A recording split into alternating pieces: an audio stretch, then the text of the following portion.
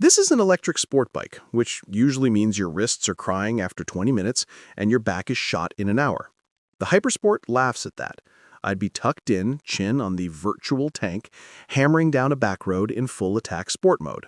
Then, I'd see traffic. I'd press a button on the handlebar. While riding, the handlebars would rise up, the foot pegs would move down and forward, and the windscreen would lift. Suddenly, I'm upright, comfortable, and filtering through cars like I'm on a naked bike. It's genuinely revolutionary. It's not a gimmick. It's two bikes in one. The other half of the story is CoPilot. The bike has cameras and radar. It sees everything. If a car drifts into your blind spot, a strip of orange LEDs lights up on the edge of the windscreen. If you're approaching a car too fast, the handlebars give you a distinct buzz haptic warning.